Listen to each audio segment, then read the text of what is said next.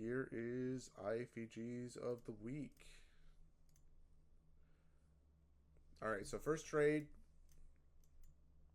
was this 2-minute long on Monday.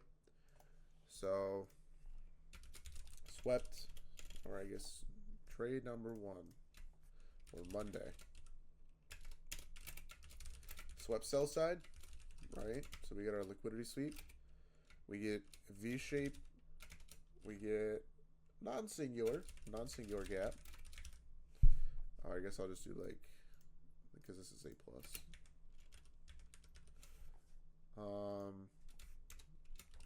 Good dole.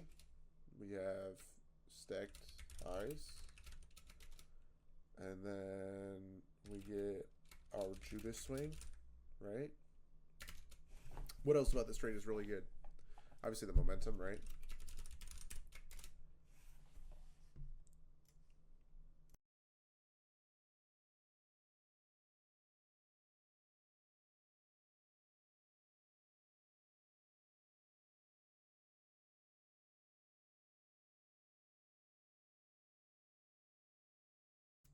Yeah, Fahrenheit, I am uploading this.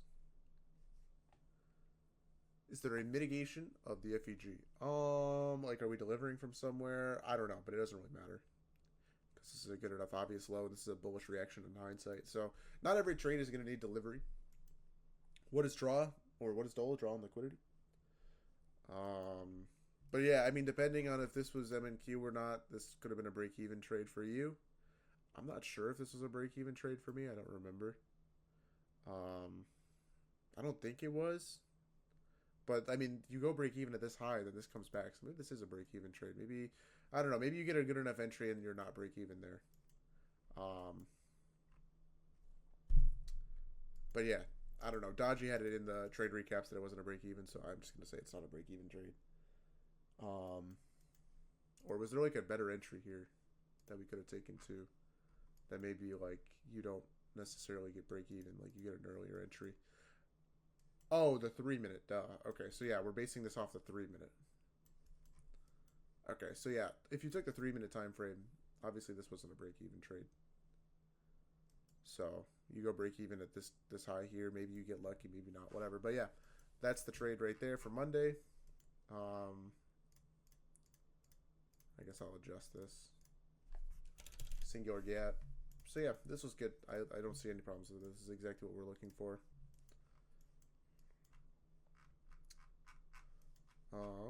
Let's go to the next one. So I'll just get rid of this now. So next trade was from Tuesday. I think honestly we didn't get any trades Tuesday, but if we're gonna talk about any setup, it's gonna be this one that we got during PM. It was a 1-to-1 risk to reward trade where we swept out this low inside the gap, and then we got a V-shape back up.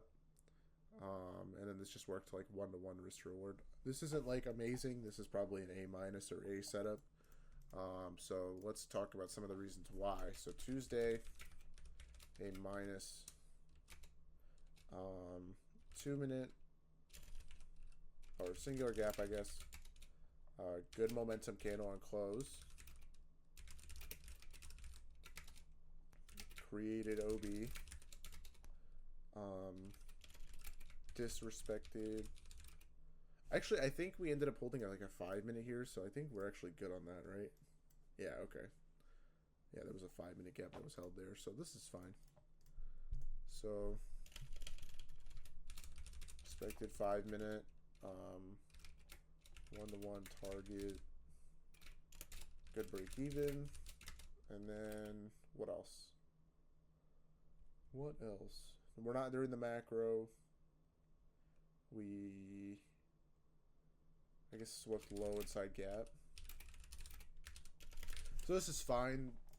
This, and then obviously just like high and premium. That's like the biggest thing.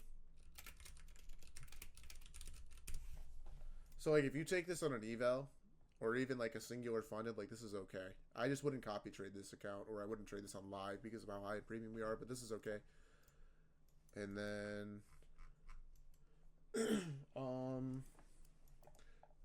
but what does stacked highs mean? Yeah, or not just so. Stacked highs are basically anytime we just get like a lot of, basically swing highs all in the same spot. So like, This is kind of like swing or stacked highs, right? It's not necessarily LRLR, but it's just like we're just generating liquidity, right? So like when we accumulate, all of this is like liquidity, right? It's just essentially like a fancy name for accumulation. Right, like from that Monday trade, if we go back, where was it? Oh, I'm too far back. Oops. Okay, so Monday here. This isn't really LRLR. Like, would you guys say this is LRLR here? Probably not, right? There's not enough hits. But we can say, okay, everyone that went short here has their stop here. Everyone that went short here on this down move has their stop here. Everyone that went short here has their stop here. So when we run into these stop losses, it kind of creates a short squeeze scenario where all the stop losses that get hit trigger buy orders. So we have buy orders triggered here, buy orders triggered here, buy orders triggered here, and that's what's going to give us like that propulsion to take out buy side, right?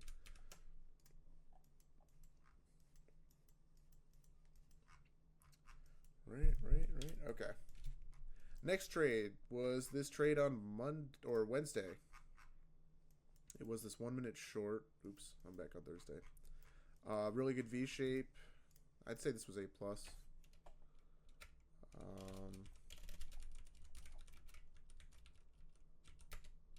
So V shape, singular gap, good momentum, generated liquidity below goal / LRLR, right? So this is basically, you know, LRLR kind of. It's kind of forced, right? But it's the same idea as this, what I just talked about earlier. Everyone that went long here is their stop here, stop, right? So as we hit these lows, you know, the idea is we trigger sell stops, right? And that triggers more selling pressure.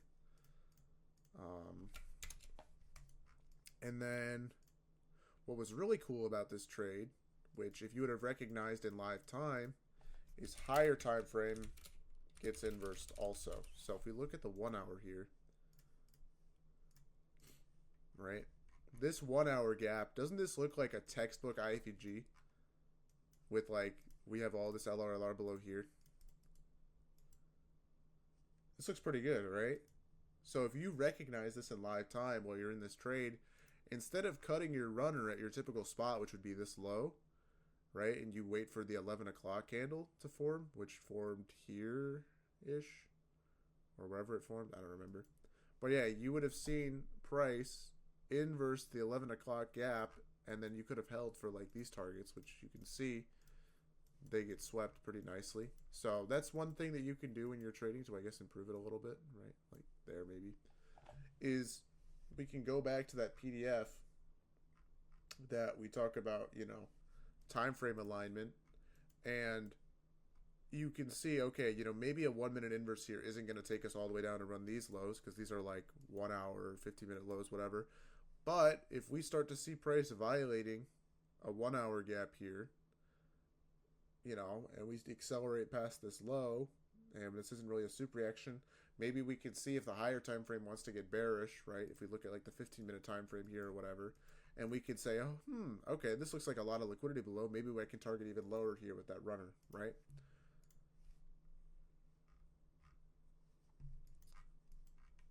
All right, so next trade was this long here. I believe it was on the 32nd. Yeah, this was really good because we saw a lot of momentum after price swept out liquidity. So I would say this was A plus. And then we had a data high above too, so really good draw. So that's gonna be first thing first. Swept liquidity. Good momentum. Obviously not V shape, but doesn't matter. Singular obvious gap. That has history, right? So we know that this gap is important because it sends price lower before we inverse it. So you can see here, the most important gaps are going to be ones that cause price to head lower before being inversed. So if we take a look at another example where maybe the setup failed, okay, like let's say this 30-second here, right, that fails to reach the break even and before failing. Do you see how this 30-second doesn't send price lower? Like we don't respect it, and then oh, okay, we go lower and it's not that obvious. This gap is obvious. We send price lower. We're inside the macro. And so when that gap gets inversed, that's kind of like, you can kind of view it like support and resistance, right? So this was our original, I guess, resistance. So when this gets broken through, it's like a very bullish sign, right? This tells us a lot about order flow. I think Dodgy talked about it like in terms of the footprint chart or whatever. He said that this was like a very big stack, right? And so when that stack gets broken through, that's like the technical way to look at it, like based on the numbers, right? We look at this based on how the candle prints, right? To kind of like figure out the same thing that like the footprint chart would show us, right? This was like a minus 750 delta candle or whatever, and then these were like plus 300 candles on the way back up. So we know that like the delta flip here is like very significant, which is what we're looking for whenever we take an iFVG. That's the whole point, right? It's just like basically footprints being inverse. So good inverse, or what do I want to say here? Singular obvious gap. Oh, macro. Judah swing. Anything else? Oh. No, I think that's it. Okay, so yeah, here's Thursday's trade. Really, really solid setup. And then, yeah. We have Friday's trades. So the 2 5-minute trades from Friday that were really, really good. So here's the first A+ setup of the day. So Friday, part 1, A+. So singular gap. Mid break even, to be honest. So subjective. You got to be subjective about the break even here. We get our Judah swing right there. You can see that wick there. During macro. Data high. So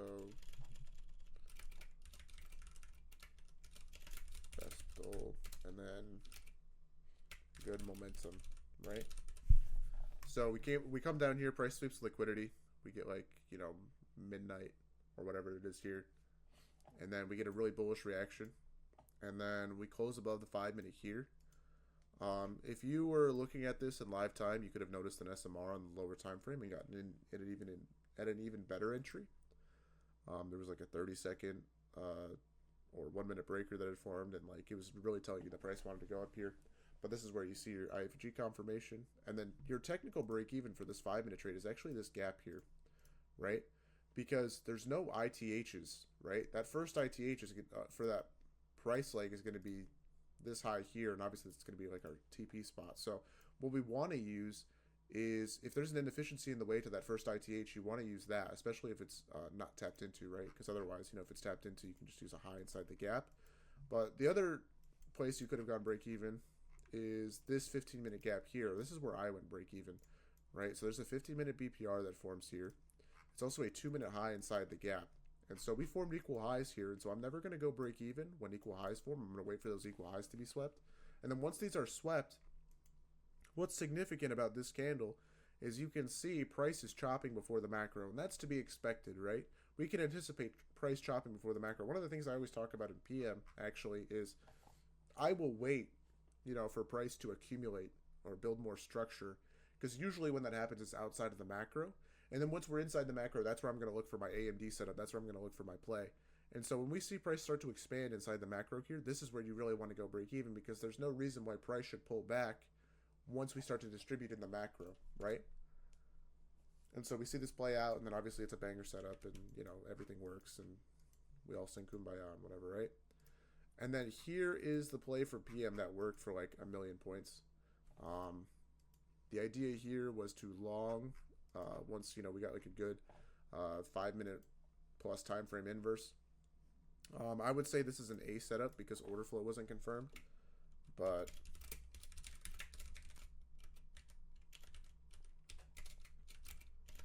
order flow not confirmed, so bias issue. First inverse after big dump. 3 p.m. power hour candle. So what's significant about this is what? What would be significant about price being at low of day and then getting a massive reaction to 3 o'clock? This is me interacting with you guys.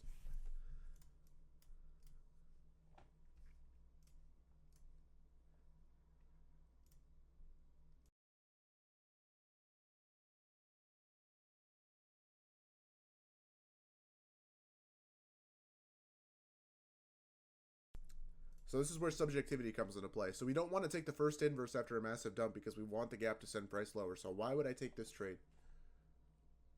What do we know about how a candle prints? How does a candle normally print?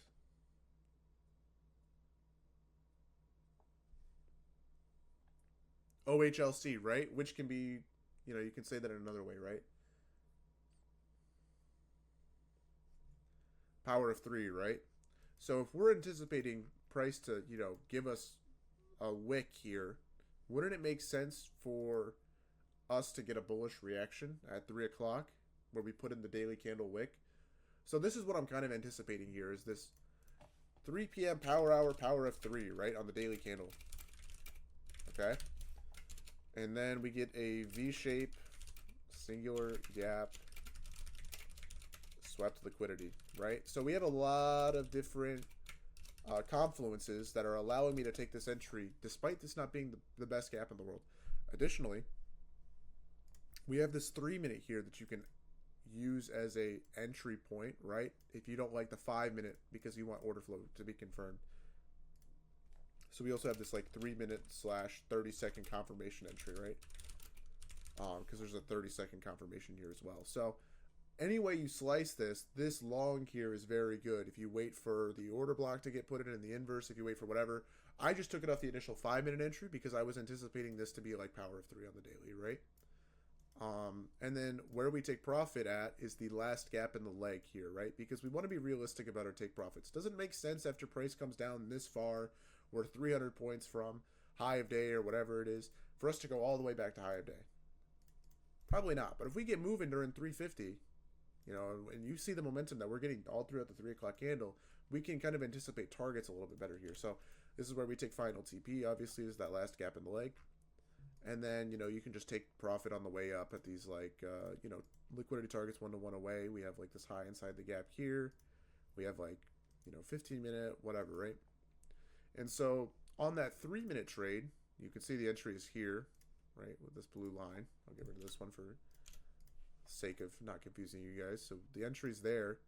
Where do you think a good break-even point for that 3-minute trade is going to be?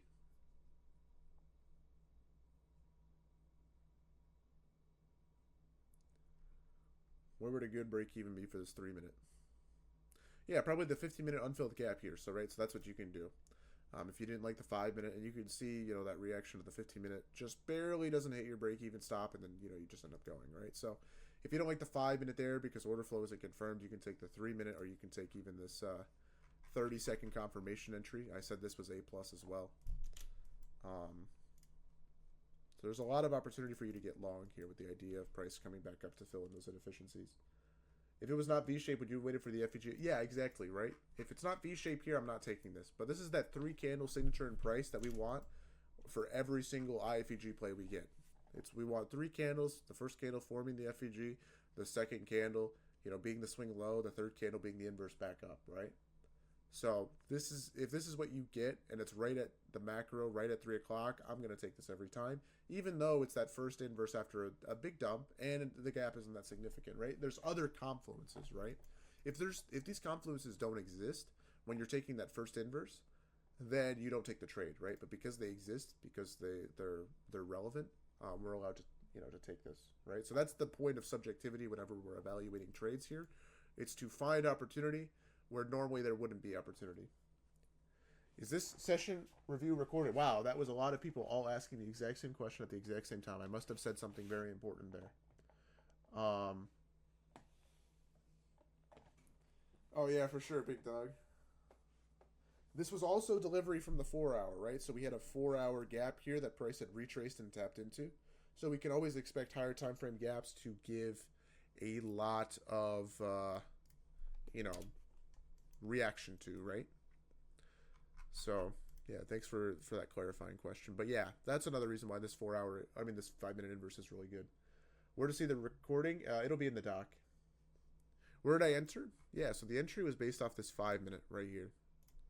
I have put the executions also in the PM trade recaps if you guys want to go back, but this was my favorite trade of the week for PM.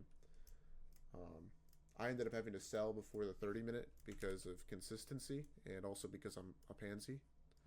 because the 3 or 15-minute gap never inversed here.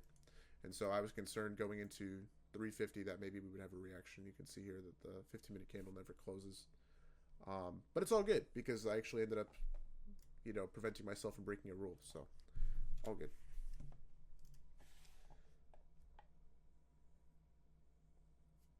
So yeah, that's about it. I'm gonna open it up to Q&A now. Where did I go break even? I went break even at the high there. So this high. So entry was here, break even was this high. How do you, what about the gap above it? Yeah, so we just talked about this 3-minute gap. I said you could have waited here to confirm order flow. This gap is definitely more significant than the one that we took, but I was basing it off of daily power of 3, and I was basing it off the 4-hour gap getting tapped into.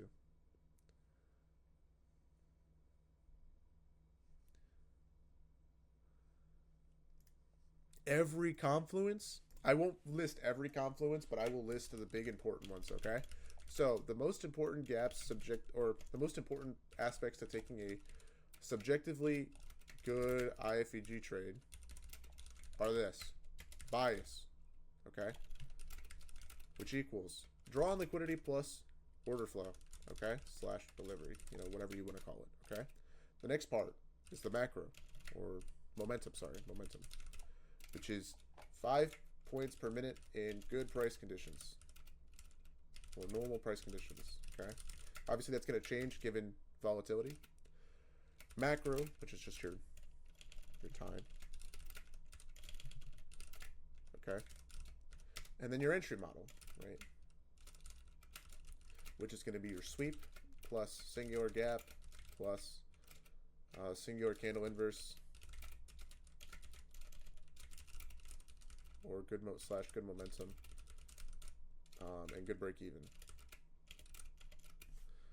It's we're going off the rails here.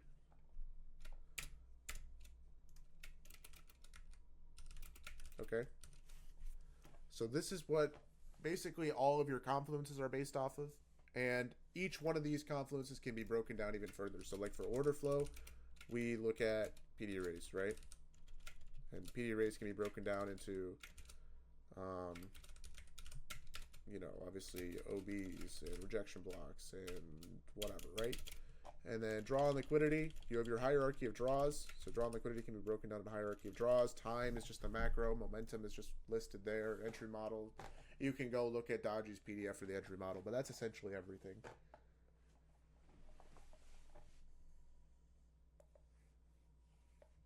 Basically, Charlie, this is as simple as it gets for order blocks.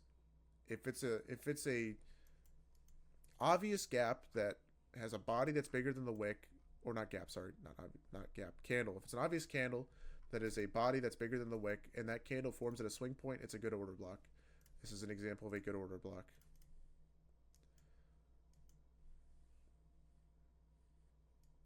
This is another example of a good order block, but for kind of a different reason.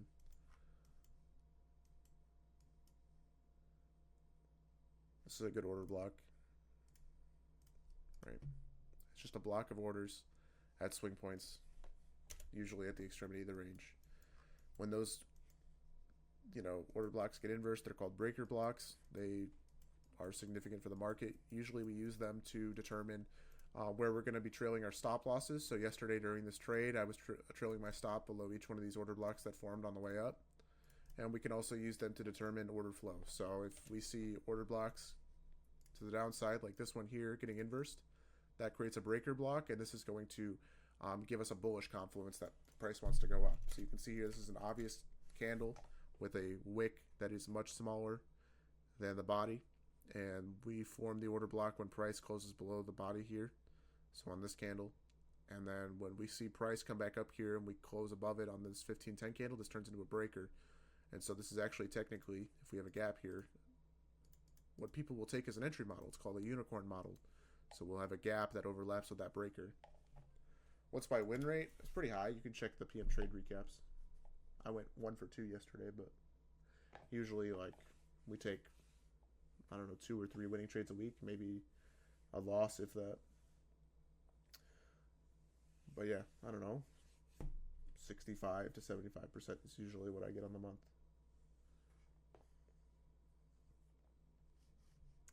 On the first trade on Friday, the indicator got faked out by the inverse ahead of the actual good inverse. How to avoid the manipulation leg inverses? Wait for the extremity of the range to be swept. I traded AM session. PM stream is $50 a month, or $2.50 a stream. Pretty good value. If you want to check that out, go to wap.com/NQReliable. Do I have to worry about breaker blocks or order blocks? I like to use them for confluences for my trades or OBAD, but the reason why I like to use them is because I like to be able to recognize them when an SMR is forming. There's a trick that you can use to figure out whether a price is reversing or not. But yeah.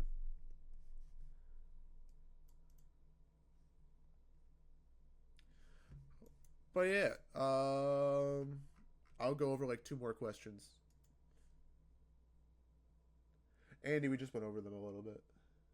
On the stump, we had a 15-minute iFVG, but 30-minute and 1 was initially respected with a long wick. How would you interpret the bias in this type of scenario? Sure, Taz.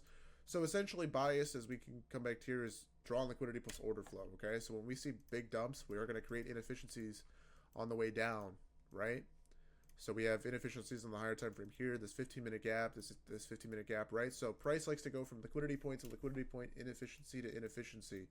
And so whenever we're evaluating order flow, we have our draw and liquidity down. It's those 15-minute/30-minute unfilled gaps, right? That was kind of the point of showing that. But whenever we are evaluating order flow, you look at order flow in terms of dealing ranges. So you can look at order flow on the higher time frame, and you can look at order flow in the lower time frame dealing range, right? And the lower time frame dealing range is obviously going to give you opportunities for scalps, and higher time frame dealing range is obviously going to give you opportunities for, like, big wins. Okay?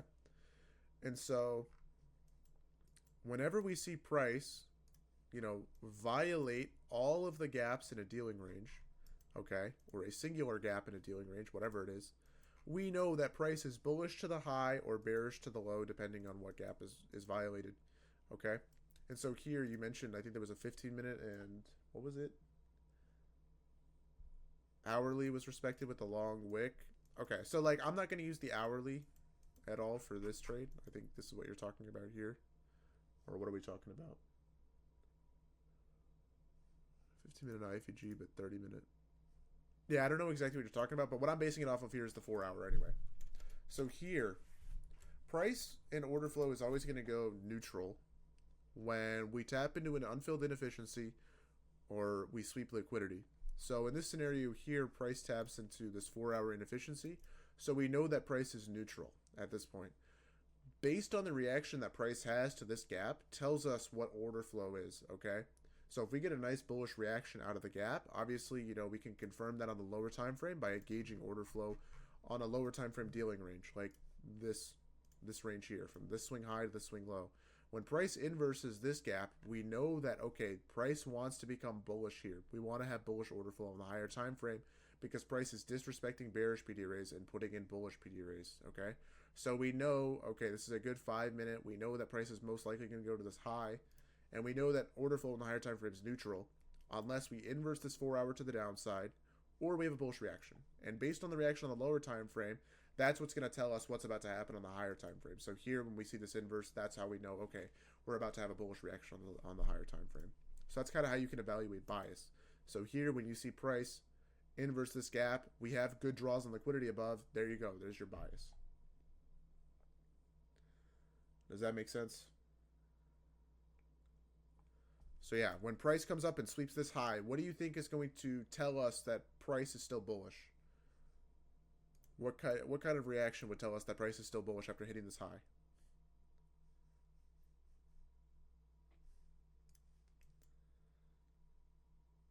Displacement, close through, hitting it again, etc., right? So we see price head higher. We make higher highs over this high, okay? What would tell us that price wants to get bearish? Based on order flow. No reaction, soup, we get a wick, whatever. We start to disrespect bullish PD arrays, etc., right? So there you go. There's order flow. Same exact thing. You can apply it to inefficiencies getting tapped too, right? It's okay, Vert. I recorded this.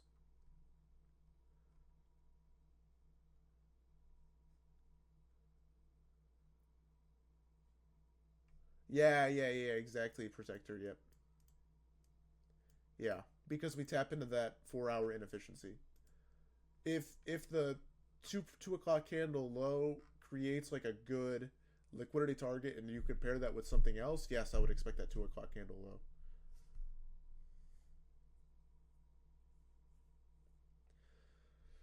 Alrighty. What time frames do I use for bias? Usually the 15 minute, but it kind of fluctuates. Like yesterday, I used the 4 hour for that trade. So like every time frame you can use for bias.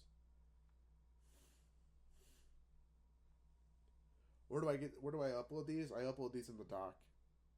The same doc Dodge uses for all of his live streams. Alrighty. Well, I think that is going to be it for me. If you guys have more questions and would like to reach out to me,